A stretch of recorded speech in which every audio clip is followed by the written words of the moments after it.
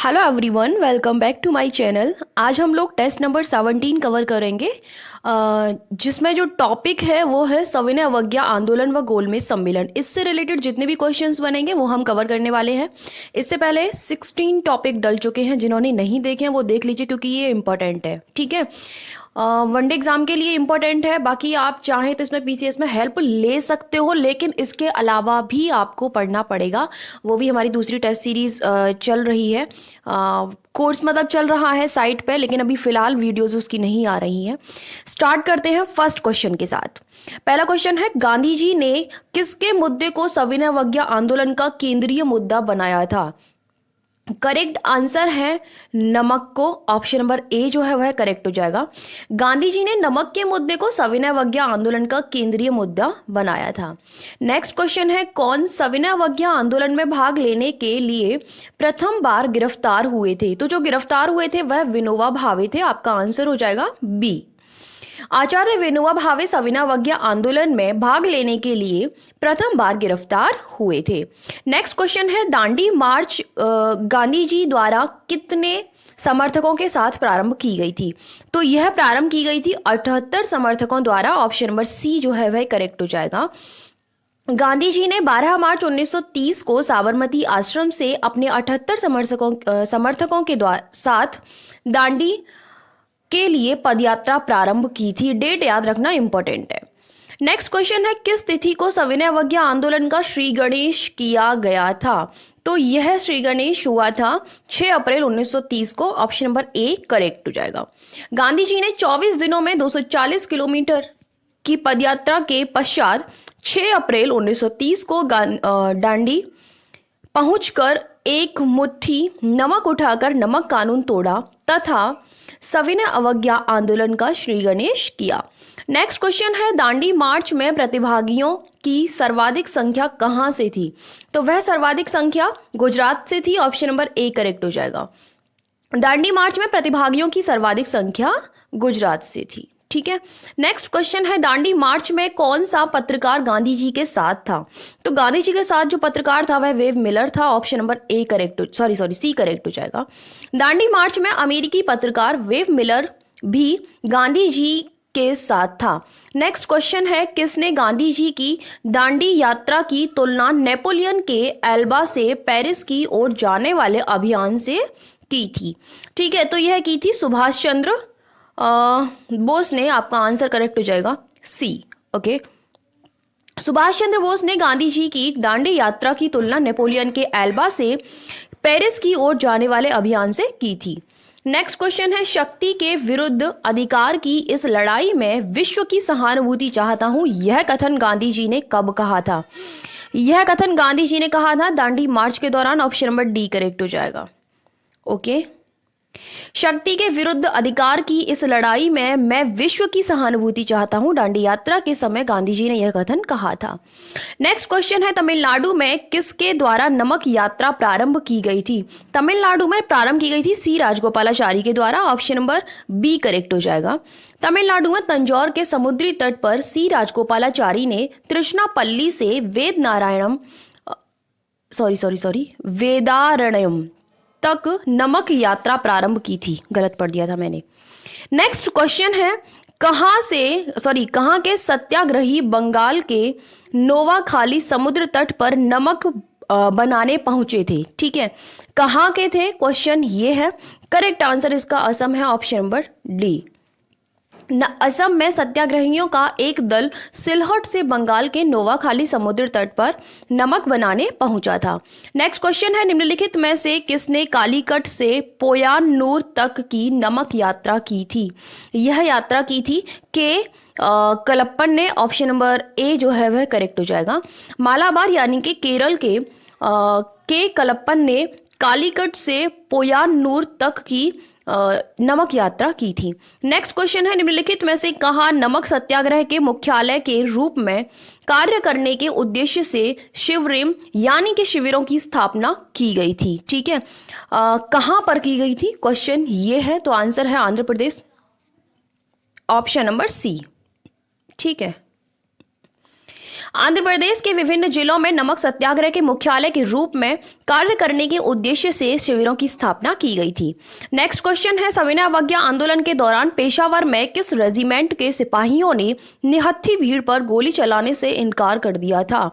तो पेशावर में किस रेजिमेंट के सिपाहियों ने, तो वह सिपाही थे गढ़वाल के। ऑप्शन नंबर ए करेक्ट हो जाएगा यहाँ पे। एक सेकंड। सविनय अवज्ञा आंदोलन के दौरान पेशावर में गढ़वाल रेजिमेंट के सिपाहियों ने चंद्र सिंह गढ़वाली, जो कि पेशावर कांड का नायक था, के नेतृत्व में निहत्थी भीड़ पर गोली चलाने से इनकार कर दिया था। नेक्स्ट क्वेश्चन है, किसको पेशावर कांड का नायक कहा जाता है? तो पेशावर कांड का जो नायक था वह चंद्र सिंह गढ़वाली था, जो कि ऊपर आपको एक्सप्लेनेशन में बता दिया गया है। आंसर है सी, चंद्र सिंह गढ़वाली को पेशावर कांड का नायक कहा जाता है। नेक्स्ट क्वेश्चन है, सविनय अवज्ञा आंदोलन के अंतर्गत कहाँ रानी गॉर्डन ल्यू के नेतृत्व में जियत रंग आंदोलन चलाया गया था? तो यह आंदोलन चलाया गया था मणिपुर में। ऑप्शन नंबर बी करेक्ट हो जाएगा। सविनय अवज्ञा आंदोलन के ही अंतर्गत मणिपुर में रानी गॉर्डन ल्यू के नेतृत्व में जियत रंग आंदोलन चलाया गया। नेक्स्ट क्वेश्चन है, निम्नलिखित में से किसने धारासड़ा नमक कारखाने पर धावा बोला था? किसने बोला था? तो देखिए, सरोजनी नायडू, इसके अलावा इमाम साहब और मणिलाल तीनों ही शामिल थे। आंसर यहाँ पर डी हो जाएगा। नमक सत्याग्रह के दौरान मई 1930 में सरोजनी नायडू, इमाम साहब व गांधी जी के पुत्र मणिलाल ने 2000 आंदोलनकारियों के साथ धारासड़ा नमक कारखाने पर धावा बोला था। नेक्स्ट क्वेश्चन है, सविनय अवज्ञा आंदोलन में किसकी भागीदारी नगण्य रही? इस आंदोलन में मुस्लिमों की भागीदारी नहीं थी। आंसर बी हो जाएगा। सविनय अवज्ञा आंदोलन में मुस्लिमों की भागीदारी नगण्य रही तथा कहीं भी वे 1920 से 22 की तरह आंदोलन में सक्रिय नहीं रहे थे। नेक्स्ट क्वेश्चन है, उत्तर पश्चिम सीमांत प्रांत पर किसके नेतृत्व में मुसलमानों ने सविनय अवज्ञा आंदोलन में महत्वपूर्ण भूमिका निभाई थी? ठीक है, क्वेश्चन है किसके नेतृत्व में? करेक्ट आंसर है अब्दुल गफ्फार खान के नेतृत्व में। ऑप्शन नंबर ए करेक्ट हो जाएगा। अन्य प्रांतों में जहां मुसलमान सविनय अवज्ञा आंदोलन से तटस्थ बने हुए थे, वहीं उत्तर पश्चिमी सीमांत प्रांत पर अब्दुल गफ्फार खान के नेतृत्व में मुसलमानों ने इस आंदोलन में महत्वपूर्ण भूमिका निभाई थी।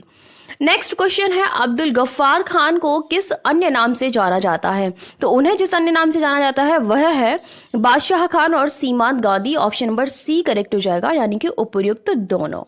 इसका एक्सप्लेनेशन देख लेते हैं। अब्दुल गफ्फार खान को बादशाह खान और सीमांत गांधी के नाम से जाना जाता है। नेक्स्ट क्वेश्चन है, किसने खुदाई खिदमतदार नामक स्वयंसेवी संगठन की स्थापना की थी? तो इसकी स्थापना की थी अब्दुल गफ्फार खान ने। Option number A is correct. Abdul Ghaffar Khan ने खुदाई खिदमतगार नामक स्वयंसेवी संगठन की स्थापना की, जिसे लाल कुर्ती के नाम से भी जाना जाता है। नेक्स्ट क्वेश्चन है, किसके नेतृत्व में पेशावर के पठानों में राजनीतिक चेतना का प्रसार हुआ था? ठीक है, तो किसके नेतृत्व में हुआ था? अब्दुल गफ्फार खान के नेतृत्व में। Option number A is correct. Peshawar में खान अब्दुल गफ्फार खान के नेतृत्व में पठानों में राजनीतिक चेतना का प्रसार हुआ। नेक्स्ट क्वेश्चन है, सविनय अवज्ञा आंदोलन के दौरान गांधी जी को गिरफ्तार कर किस जेल में रखा गया था? तो उन्हें जिस जेल में रखा गया था वह यरवदा जेल थी। ऑप्शन नंबर बी आपका करेक्ट हो जाएगा।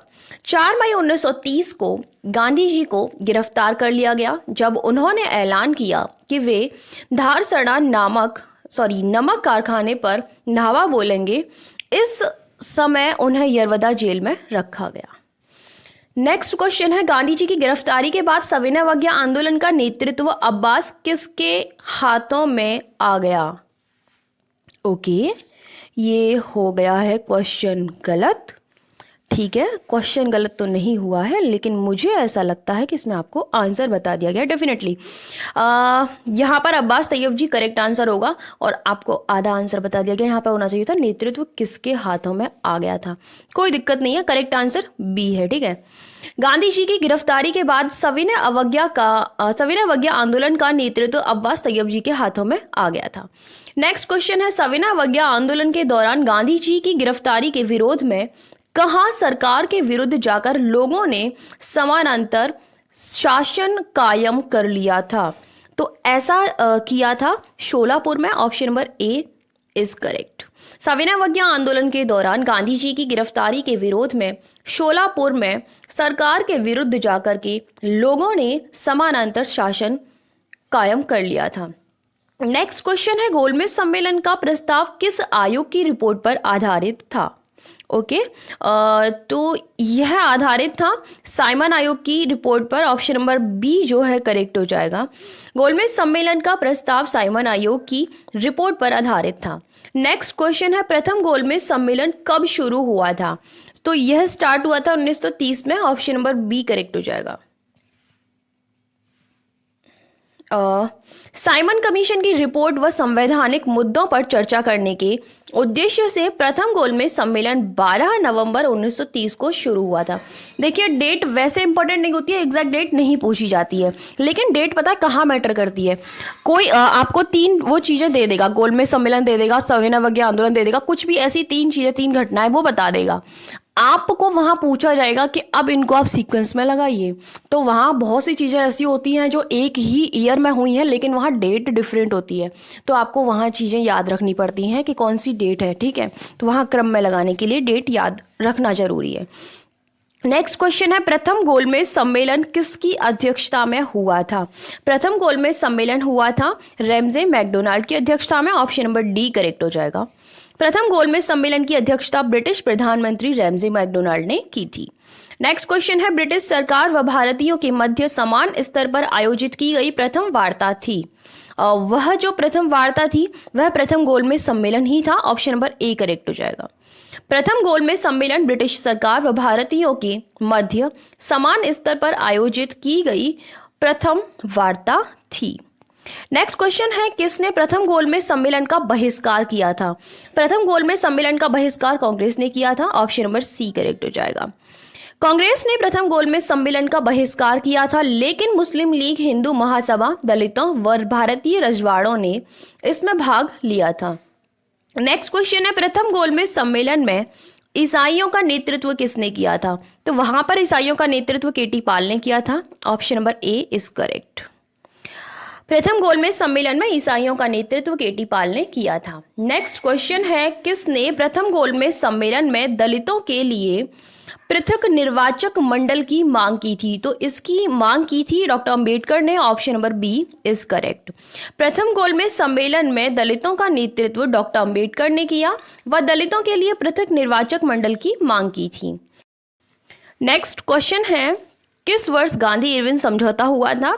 तो यह समझौता हुआ था 1931 में। Option number C is correct. 5 मार्च 1931 को गांधी जी तथा वायसराय इरविन के मध्य एक समझौता हुआ, जिसे गांधी इरविन समझौता या फिर दिल्ली समझौते के नाम से जाना जाता है। तो प्लीज कंफ्यूज नहीं होना, दोनों ही नाम आपको याद रखने हैं। किस समझौते के बाद गांधी जी द्वितीय गोलमेज सम्मेलन में भाग लेने को राजी हो गए थे? तो जो समझौता हुआ था वह था गांधी इरविन समझौता। Option number D is correct.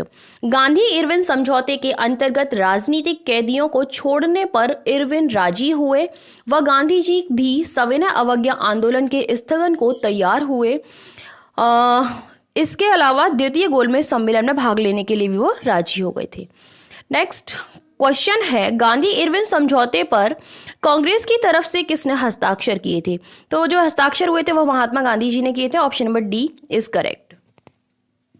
Gandhi Irwin समझौते पर कांग्रेस की तरफ से गांधी जी ने हस्ताक्षर किए थे, जबकि सरकार की ओर से लॉर्ड इरविन ने हस्ताक्षर किए थे। नेक्स्ट क्वेश्चन है, गांधी जी को वायसराय इरविन से वार्ता करने के लिए किसने महत्वपूर्ण भूमिका निभाई थी? तो जो महत्वपूर्ण भूमिका निभाई थी वह तेज बहादुर सप्रू और M.R. जयकर ने निभाई थी। ऑप्शन नंबर डी करेक्ट हो जाएगा, बी और सी दोनों। कांग्रेस कार्यकारिणी समिति ने गांधी जी को वायसराय इरविन से वार्ता करने के लिए अधिकृत किया गया था। इस वार्ता को आरंभ करवाने में तेज बहादुर सप्रू व M.R. जयकर ने महत्वपूर्ण भूमिका निभाई थी। नेक्स्ट क्वेश्चन है, गांधी इरविन समझौते के परिप्रेक्ष्य में किसने गांधी जी तथा इरविन को दो महात्मा की संज्ञा दी थी? तो यह संज्ञा दी थी सरोजनी नायडू ने। Option number C is correct. Gandhi Irwin समझौते के परिप्रेक्ष्य में सरोजिनी नायडू ने गांधी जी तथा इरविन को दो महात्मा की संज्ञा दी थी। नेक्स्ट क्वेश्चन है, किसने गांधी इरविन समझौते में गांधी जी के लाभ को सांत्वना पुरस्कार कहा था? ठीक है, तो ऐसा किसने कहा था? एलन कैंपबेल जॉनसन ने। Option number A is correct. Alan Campbell Johnson ने गांधी इरविन समझौते में गांधी जी के लाभ को सांत्वना पुरस्कार कहा था। नेक्स्ट क्वेश्चन है, गांधी जी भारत में स्थित उपनिवेशी सरकार के अच्छे पुलिसमैन हैं, यह कथन किसने कहा था? यह कथन एलन विंगसन ने कहा था। Option number B is correct. Gandhi ji Bharat में स्थित उपनिवेशी सरकार के अच्छे पुलिसमैन हैं, यह कथन इस समझौते के परिप्रेक्ष्य में एलन विंगसन ने कहा था। नेक्स्ट क्वेश्चन है, किसने गांधी इरविन समझौते को भारत के संवैधानिक इतिहास में एक युग प्रवर्तक घटना कहा? तो ऐसा कहा था के.एम. मुंशी ने। Option number D is correct. KM. Munshi ने गांधी इरविन समझौते को भारत के संवैधानिक इतिहास में एक युग प्रवर्तक घटना कहा। नेक्स्ट क्वेश्चन है, कराची अधिवेशन जो कि 1931 में हुआ था, इसके अध्यक्ष कौन थे? इसके अध्यक्ष थे Vallabh Bhai Patel. Option number C is correct. Karachi अधिवेशन के अध्यक्ष वल्लभ भाई पटेल थे। कांग्रेस के कराची अधिवेशन में गांधी इरविन समझौते की स्वीकृति दी गई थी और यह डेट कब याद रखना, 29 मार्च 1931 को हुआ था। नेक्स्ट क्वेश्चन है, 1931 में कराची यात्रा के दौरान किसके खिलाफ प्रदर्शन किया गया व काले झंडे दिखाए गए थे? तो यह प्रदर्शन हुआ था महात्मा गांधी जी के खिलाफ। Option number D is correct. ठीक है, कराची अधिवेशन के 6 दिन पहले यानी कि 23 मार्च 1931 को भगत सिंह, राजगुरु व सुखदेव को फांसी की सजा दी गई थी। गांधी जी इनको बचा नहीं पाए, इसलिए कराची यात्रा के दौरान उनके खिलाफ प्रदर्शन किया गया तथा उन्हें काले झंडे दिखाए गए थे। नेक्स्ट क्वेश्चन है, किस अधिवेशन में प्रथम बार पूर्ण स्वराज को परिभाषित किया गया था? ऐसा किया गया था कराची अधिवेशन के दौरान। Option number A is correct. 1931 के कराची अधिवेशन में प्रथम बार पूर्ण स्वराज को परिभाषित किया गया था। पूछा जाएगा, इंपॉर्टेंट क्वेश्चन है। नेक्स्ट क्वेश्चन है, कराची अधिवेशन में किसने प्रथम बार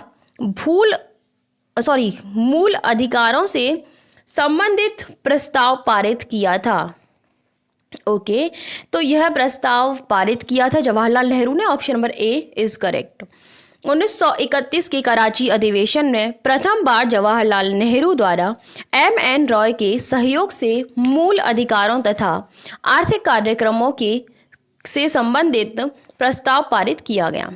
नेक्स्ट क्वेश्चन है, किसने 1931 के कराची अधिवेशन को गांधी जी की लोकप्रियता और सम्मान की पराकाष्ठा माना था? ऐसा माना था सुभाष चंद्र बोस ने। Option number B is correct.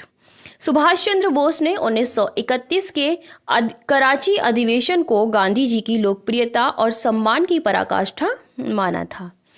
Next question है, किस अधिवेशन के दौरान गांधी जी ने कहा गांधी मर सकता है, गांधीवाद नहीं?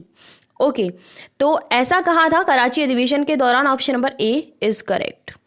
1931 के कराची अधिवेशन में कुछ लोगों के विरोध करने पर गांधी जी ने कहा कि गांधी मर सकता है लेकिन गांधीवाद नहीं।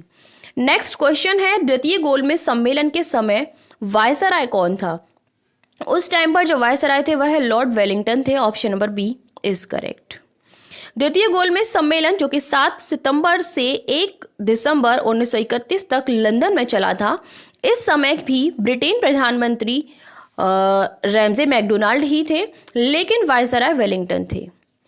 नेक्स्ट क्वेश्चन है, कांग्रेस के एकमात्र प्रतिनिधि के रूप में कौन द्वितीय गोलमेज सम्मेलन में भाग लिए थे? ओके, तो जिन्होंने भाग लिया था वह महात्मा गांधी जी ही थे। ऑप्शन नंबर डी करेक्ट हो जाएगा।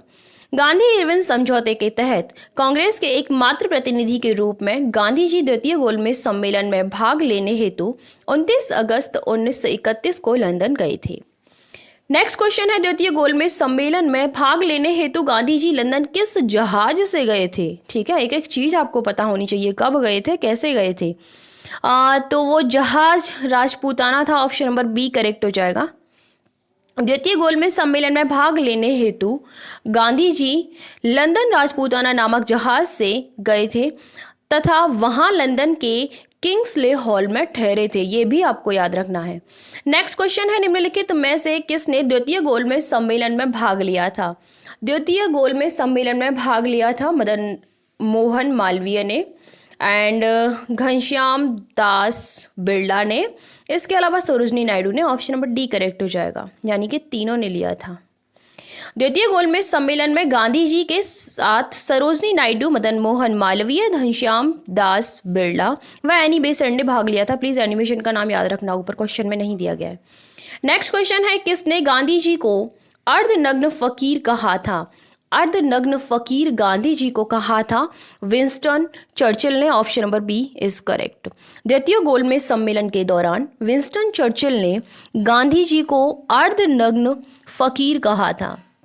नेक्स्ट क्वेश्चन है, किसने दलितों के लिए पृथक निर्वाचन मंडल की मांग को खारिज कर दिया था? तो ऐसा किया था महात्मा गांधी जी ने। ऑप्शन नंबर डी जो है करेक्ट हो जाएगा।